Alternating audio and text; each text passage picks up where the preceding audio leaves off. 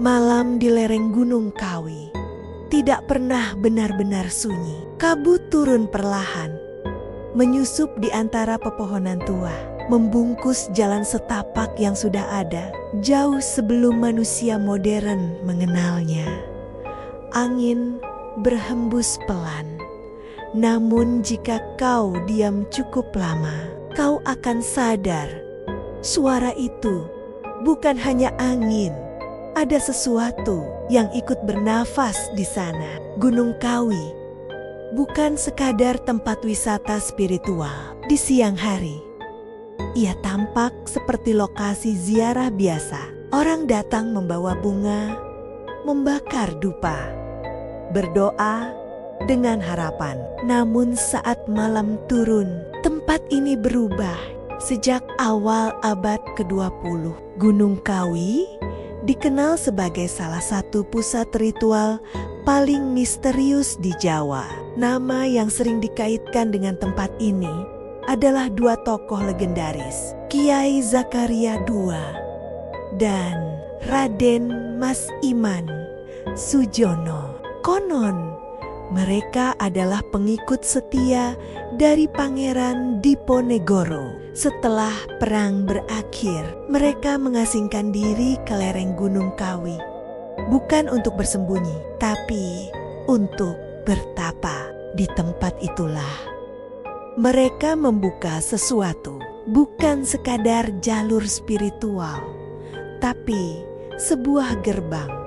Orang-orang mulai datang. Awalnya hanya peziarah, namun lama-kelamaan tujuan mereka berubah.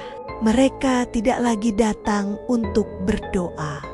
Mereka datang untuk meminta kekayaan, kesuksesan, kekuasaan. Dan disinilah cerita tentang pesugihan Gunung Kawi mulai lahir. Konon ada ritual tertentu, tidak tertulis, tidak diumumkan, hanya diketahui oleh mereka yang dipanggil. Ritual itu harus dilakukan selama malam-malam tertentu. Biasanya malam Jumat Legi, di mana menurut kepercayaan Jawa, batas antara dunia manusia dan dunia lain menjadi sangat tipis. Ritualnya sederhana, atau setidaknya terlihat sederhana. Datang, mandi di sumber air tertentu, membawa sesaji, dan berdiam. Namun yang tidak sederhana adalah apa yang terjadi setelahnya. Banyak orang mengaku saat mereka duduk diam di tengah hutan, mereka mulai mendengar suara. Awalnya pelan, seperti bisikan angin, namun semakin lama suara itu berubah menjadi jelas. Apa yang kau cari? Dan jika kau menjawabnya, maka ritual itu telah dimulai. Beberapa orang kembali dengan perubahan nyata. Usaha mereka tiba-tiba maju. Rezeki datang tanpa diduga. Hidup mereka berubah drastis. Namun hampir tidak ada yang mau membicarakan apa yang mereka lihat di malam itu. Karena ada satu aturan yang selalu diulang oleh warga sekitar. Gunung Kawi memberi, tapi tidak pernah gratis. Di sekitar area ziarah terdapat satu tempat yang sangat dikenal. Pohon tua yang disebut sebagai pohon Dewan Daru. Pohon ini bukan sembarang pohon. Konon daunnya dipercaya membawa keberuntungan. Namun daun itu tidak boleh diambil sembarangan. Karena menurut cerita, jika daun itu jatuh tepat di hadapanmu, itu bukan kebetulan. Itu tanda bahwa sesuatu telah memilihmu. Namun, tidak semua yang dipilih berakhir baik. Seorang pria bernama Joko datang ke Gunung Kawi pada tahun ke-2008. Ia bangkrut, hidupnya hancur, dan ia mendengar tentang pesugihan. Ia melakukan semua ritual, persis seperti yang diajarkan. Malam pertama, tidak terjadi apa-apa. Malam kedua, ia mulai gelisah. Dan di malam ketiga, ia mendengar suara. Kau ingin kaya. Ia melakukan semua ritual, persis seperti yang diajarkan. Malam pertama, tidak terjadi apa-apa. Malam kedua, ia mulai gelisah. Dan di malam ketiga, ia mendengar suara. Kau ingin kaya? Joko menjawab, iya. Dan saat itu juga, udara di sekitarnya berubah, dingin, berat, dan gelap. Meskipun api di depannya masih menyala. Lalu, ia melihat sesuatu di antara pepohonan. Muncul sosok tidak berjalan, tidak bersuara. Namun tiba-tiba sudah ada di sana. Tubuhnya tinggi, tidak jelas bentuknya, seperti bayangan yang terlalu pekat. Namun matanya terlihat, dan saat mata itu menatap Joko, ia tidak bisa bergerak. Kami bisa memberimu, tapi kau harus memberi kembali. Joko tidak berpikir panjang. Ia mengangguk. Dan disitulah kesalahan itu dimulai. Beberapa bulan setelahnya, hidup Joko berubah. Bisnisnya sukses, uangnya mengalir, segalanya berjalan sempurna. Namun, ia mulai kehilangan sesuatu. Tidurnya tidak nyenyak. Ia sering bermimpi berada di hutan, dan dalam mimpi itu, sosok itu selalu ada, menatapnya, menunggu. Hingga suatu malam, ia bangun dan menyadari ia tidak sedang bermimpi, karena sosok itu berdiri di sudut kamarnya. Sejak saat itu, Joko menghilang. Tidak ada yang tahu kemana. Namun warga sekitar hanya berkata dengan nada datar, dia sudah diambil di Gunung Kawi. Cerita seperti itu bukan hal baru. Namun ada satu hal yang jarang dibicarakan, bahwa sebenarnya yang memberi pesugihan itu bukanlah arwah manusia, melainkan sesuatu yang jauh lebih tua. Menurut beberapa praktisi spiritual, Gunung Kawi adalah salah satu titik energi tua di Pulau Jawa, tempat di mana penjaga lama masih ada. Mereka bukan jin biasa, bukan pula roh leluhur. Mereka adalah penghuni asli, makhluk yang sudah ada sebelum manusia datang, sebelum kerajaan berdiri, bahkan sebelum sejarah ditulis, dan mereka tidak pernah pergi. Beberapa menyebutnya penunggu, namun itu hanya nama, karena sebenarnya kita tidak tahu apa mereka sebenarnya. Yang jelas, mereka punya aturan, dan mereka tidak suka diganggu. Di bagian terdalam hutan Gunung Kawi, ada satu area yang tidak pernah disebut dalam peta. Warga menyebutnya jalur hilang. Jalur ini tidak selalu ada. Namun bagi mereka yang dipanggil, jalan itu akan muncul. Dan jika kau masuk ke sana, satu hal yang pasti, kau tidak akan pernah benar-benar kembali sama. Beberapa orang yang pernah masuk mengaku melihat hal yang sama. Hutan yang berbeda, lebih gelap, lebih sunyi, dan lebih hidup. Pepohonan seperti bernafas, tanah terasa bergerak, dan bayangan tidak mengikuti cahaya.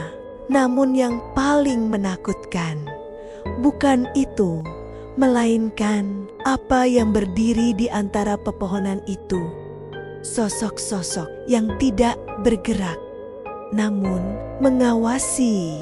Jumlahnya banyak, terlalu banyak, dan semuanya menghadap ke arah yang sama, ke arah satu titik tempat di mana sesuatu yang lebih besar berada. Dan saat seseorang cukup dekat, ia akan mendengar suara yang sama seperti Joko dengar.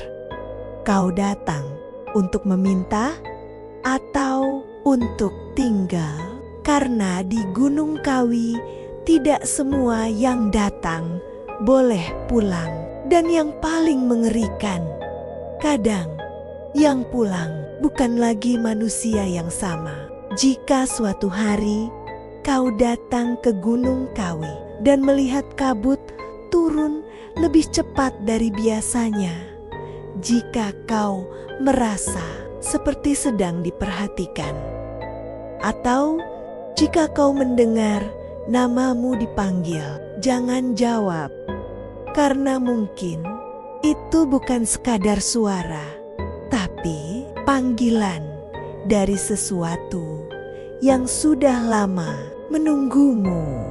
Malam di lereng Gunung Kawi tidak pernah benar-benar sama bagi mereka yang sudah dipanggil. Kabut malam itu turun lebih cepat dari biasanya. Tidak perlahan, tidak wajar.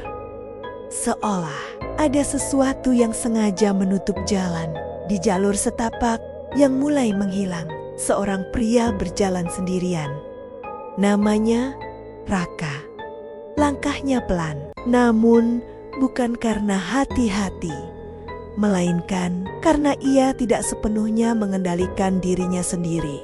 Matanya kosong, napasnya berat, dan setiap beberapa detik ia berhenti, seolah mendengarkan sesuatu.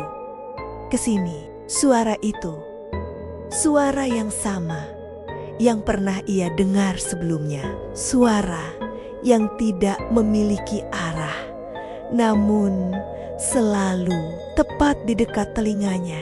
Sejak malam ritual pertama, Raka tidak pernah benar-benar kembali. Tubuhnya pulang, namun sesuatu tertinggal di sana, dan sesuatu yang lain ikut bersamanya. Tidak semua orang bisa menemukan jalur hilang, karena jalur itu tidak selalu ada. Ia tidak muncul di siang hari, tidak bisa dilihat dengan peta, dan tidak bisa ditemukan dengan sengaja. Jalur itu hanya muncul untuk mereka yang sudah dipilih. Raka adalah salah satunya. Langkahnya berhenti. Di depannya tidak ada jalan, hanya hutan lebat dan kabut yang terlalu tebal untuk ditembus. Namun perlahan, kabut itu bergerak, membuka, dan di baliknya muncul sebuah jalur. Tanahnya hitam, tidak berdaun, tidak ada suara serangga, tidak ada angin. Sunyi, sunyi yang tidak alami. Raka melangkah masuk, dan saat itu juga dunia di belakangnya menghilang. Langkah pertama terasa normal, langkah kedua mulai berat, langkah ketiga terasa seperti bukan miliknya sendiri. Pepohonan di sekelilingnya tidak lagi diam, batangnya perlahan melengkung, daunnya bergerak tanpa angin, dan bayangan tidak lagi mengikuti cahaya, seolah seluruh hutan itu sedang hidup. Raka berhenti, dan saat itulah ia menyadari sesuatu. Ia tidak sendirian. Di antara pohon-pohon ada sosok-sosok berdiri, diam, menghadap ke arahnya. Jumlahnya banyak, terlalu banyak, namun tidak ada yang bergerak, tidak ada yang mendekat. Mereka hanya melihat, dan semakin lama Raka berdiri, semakin jelas bentuk mereka. Sebagian menyerupai manusia, sebagian tidak. Ada yang tubuhnya terlalu panjang, ada yang kepalanya tidak utuh, ada yang bahkan tidak memiliki wajah. Namun semuanya memiliki satu kesamaan: mata. Mata.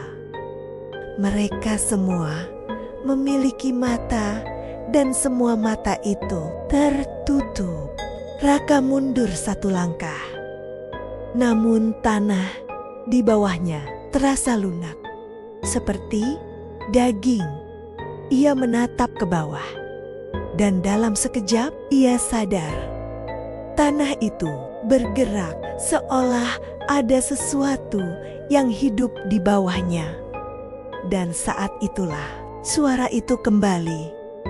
Jangan takut, semua sosok di sekelilingnya perlahan mengangkat kepala. Dan dalam satu waktu yang bersamaan, mata mereka terbuka, gelap, kosong, namun hidup. Dan saat mata itu terbuka, Raka tidak bisa bergerak, tubuhnya kaku, napasnya terhenti, dan pikirannya dipenuhi oleh sesuatu yang bukan miliknya. Kenangan, bukan kenangan miliknya, kenangan ratusan orang-orang yang pernah datang, yang pernah meminta, yang pernah berjanji, dan yang tidak pernah benar-benar pulang. Di tengah hutan itu ada sebuah tempat. Tanahnya lebih gelap, udara lebih berat, dan suara tidak bisa keluar. Disitulah Raka dibawa. Ia tidak berjalan, namun tubuhnya bergerak seolah ditarik oleh sesuatu yang tidak terlihat. Dan di tengah tempat itu ada satu sosok lebih besar, lebih gelap, lebih tua. Tidak memiliki bentuk pasti, namun keberadaannya terasa menekan. Inilah yang disebut oleh beberapa orang sebagai penunggu utama. Selama ini, orang-orang mengira ritual pesugihan Gunung Kawi hanya tentang sesaji, tentang doa, tentang permohonan. Namun, itu hanya bagian luar. Ritual yang sebenarnya tidak pernah diceritakan, karena ritual itu tidak dilakukan di dunia manusia, melainkan di sini, di tempat di mana perjanjian dibuat. Kau datang untuk meminta suara itu tidak terdengar, namun langsung masuk ke dalam kepala. Apa yang kau berikan sebagai gantinya? Raka tidak menjawab, karena di dalam pikirannya sesuatu sedang mencari sesuatu yang bisa diberikan. Dan saat itulah ia melihat satu bayangan, seorang wanita menangis, memanggil namanya Sari. Di dunia nyata, Sari terbangun dengan napas terengah. Ia tahu Raka tidak lagi di sini, dan ia tahu apa yang sedang terjadi. Dia sedang ditawar. Dimas panik. Maksud lo? Sari menatap hutan dengan mata yang tidak lagi sepenuhnya manusia. Kalau dia tidak memberi, dia yang akan diambil. Sunyi. Dan kalau dia memberi, Dimas bertanya pelan. Sari tidak langsung menjawab. Yang dikasih tidak selalu dia. Kembali ke dalam tempat itu, penunggu utama menunggu. Raka masih diam, namun pikirannya sudah tidak utuh. Ia melihat hidupnya, ia melihat ketakutannya, ia melihat orang-orang yang ia sayang, dan sesuatu memilih dari semua itu. Ini Suara itu menunjuk ke satu hal yang paling berharga dan yang paling mudah diambil. Di dunia nyata, Sari tiba-tiba jatuh. Tubuhnya kaku, matanya terbuka. Namun ia tidak sadar.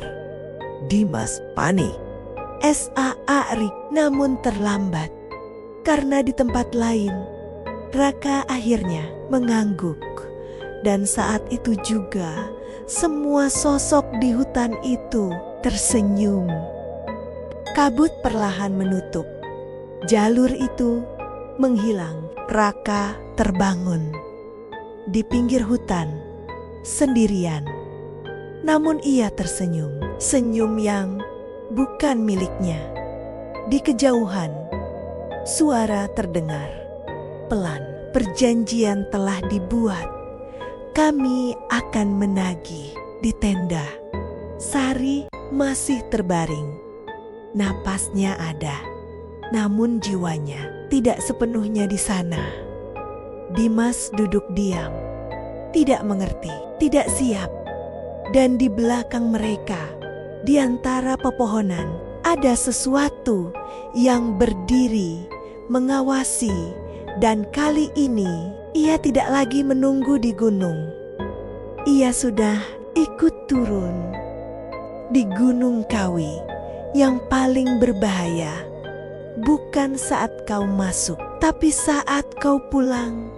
Karena kadang yang kembali bukan hanya kamu. Malam di kaki Gunung Kawi tidak pernah benar-benar berakhir. Karena bagi sebagian orang, malam itu ikut pulang bersama mereka. Kabut yang mereka tinggalkan di gunung tidak benar-benar hilang. Ia hanya berpindah. Langkah kaki terdengar cepat. Tidak ada yang bicara. Dimas berjalan di depan, Bima di belakang, dan di tengah Raka. Namun sejak mereka turun, tidak ada satupun dari mereka yang benar-benar melihat wajah Raka. Karena setiap kali Dimas mencoba menoleh, ada sesuatu yang menahannya.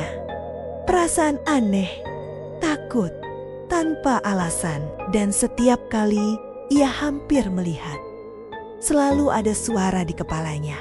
Sari masih hidup, namun tidak sepenuhnya sadar. Matanya sering terbuka, namun kosong. Dan kadang tanpa sebab ia tersenyum. Senyum yang tidak sesuai dengan wajahnya. Suatu malam, di perjalanan pulang, ia tiba-tiba duduk tegak dan berbicara dengan suara yang bukan miliknya. Perjanjiannya sudah dibuat. Dimas membeku. Sari? Sari menoleh pelan, namun gerakannya terlalu patah. Seperti sesuatu yang belum terbiasa menggunakan tubuh manusia. Kalian tidak seharusnya membawa dia kembali. Sunyi. Dia bukan milik kalian lagi sejak turun dari gunung. Raka tidak pernah bicara. Ia hanya berjalan. Pelan. Tenang. Terlalu tenang. Dan yang paling aneh, ia tidak pernah terlihat lelah. Padahal mereka sudah berjalan berjam-jam. Saat akhirnya mereka sampai di penginapan, malam sudah larut. Dimas langsung menjatuhkan diri ke kasur. Bima mencoba menenangkan diri. Namun Raka, ia berdiri menghadap jendela dan tersenyum. Di luar jendela tidak ada apa-apa. Namun Raka seperti sedang melihat seseorang. Pukul 02.13 malam. Suara ketukan terdengar. Tok, tok, tok. Dimas terbangun. Siapa? Tidak ada jawaban. Ketukan kembali terdengar, lebih keras. Tok, tok, tok. Dimas bangkit, berjalan menuju pintu. Dan saat ia membuka, tidak ada siapa-siapa. Namun di lantai ada sesuatu. Tok, tok, tok.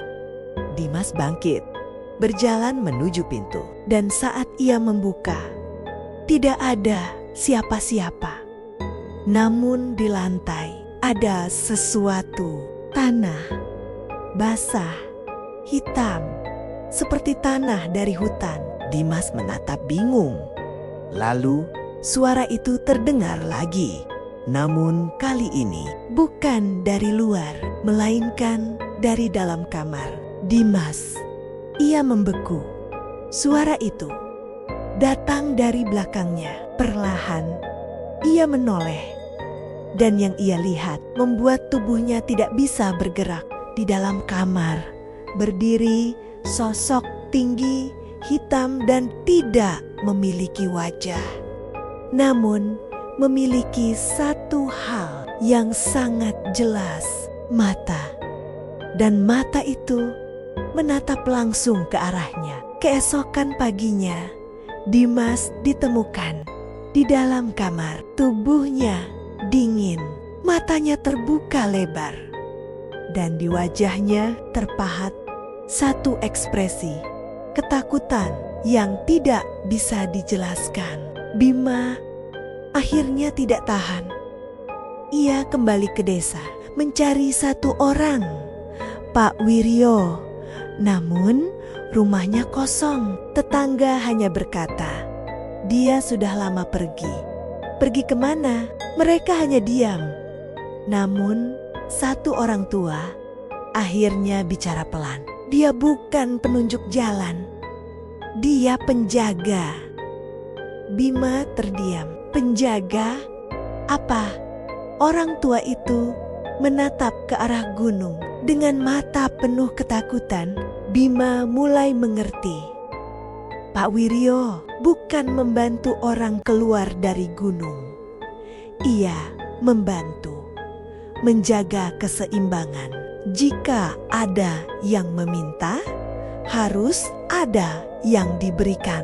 Dan jika tidak ada yang memberi, maka akan diambil. Sari akhirnya sadar.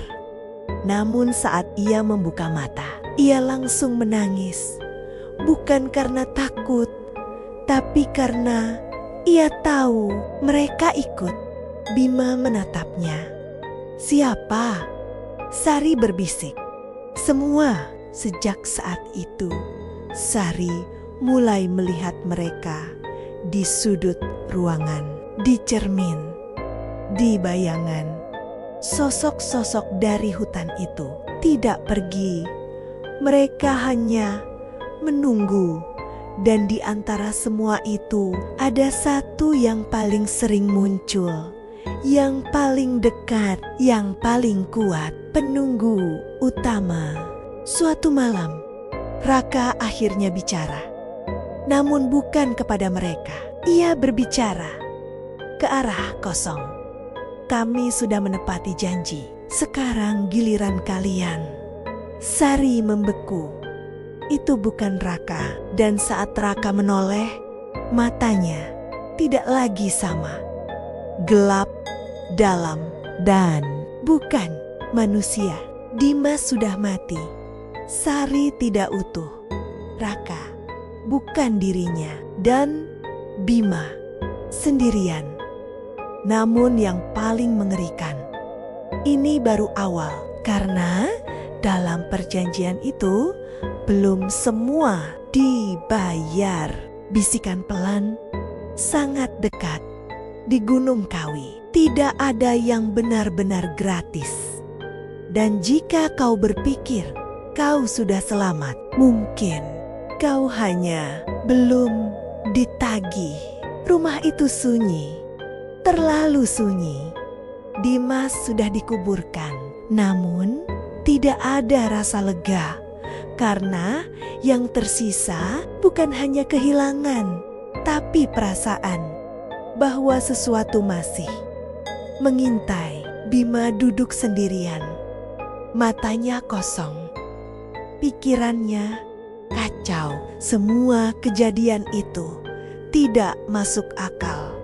Namun satu hal yang pasti, ini belum selesai. Pukul 01,47, lampu rumah tiba-tiba padam. Bukan mati listrik biasa, karena hanya rumah itu yang gelap. Udara berubah dingin. Bukan dingin biasa, dingin yang menusuk tulang. Sari terbangun, napasnya cepat. Mereka datang. Bima langsung berdiri. "Siapa?" Sari menatap ke arah pintu dengan suara pelan yang belum dibayar. "Tok, tok, tok." Suara itu kembali, namun kali ini lebih pelan, lebih sabar, seolah tahu bahwa mereka tidak bisa lari. Bima mendekat ke pintu. Tangannya gemetar, dan saat ia hampir menyentuh gagang, Sari berteriak, "Jangan dibuka terlambat." Pintu terbuka sedikit, dan dari celah itu terlihat sesuatu. Tidak berdiri, tidak juga berbaring, namun menempel di pintu. Seperti bayangan yang terlalu padat, dan perlahan ia masuk. Lampu menyala kembali, namun suasana tidak kembali normal. Karena sekarang ada yang berubah. Udara terasa berat, dan di sudut ruangan ada sesuatu tidak jelas. Namun terasa seperti ada seseorang yang berdiri di sana, mengawasi, menunggu.